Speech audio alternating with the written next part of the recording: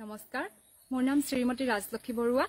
মই নীলমণি ফুকনদেৱৰ এটা কবিতা আবৃত্তি কৰিব লৈছো। কবিতাটোৰ শিৰোনাম উলমি থকা গোলাপী জামুৰ লগ্ন। কাহানিও নিনাদিত হৈ নুঠা কিছুমান শব্দৰ হাতৰ এটা মুদ্ৰা, সেই হৃদয়ৰ ভগাডালত উলমি থকা গোলাপী জামুৰ লগ্ন।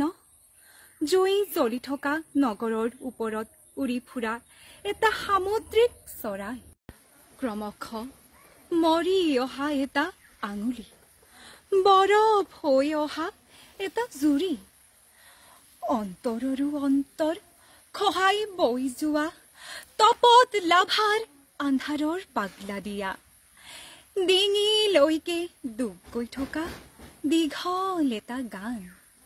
সেই হৃদয়ৰ ভগাডালত ওলমি থকা গোলাপী জামুৰ লগ্ন। বতাহৰ শূন্যতাৰ গভীৰত নিশাৰ উন্মুক্ত বাঁহী, কাহানিও নিনাদিত হৈ নুঠা কিছুমান শব্দৰ হাতৰ সেই প্ৰাচীন শীতলতা। নমস্কাৰ।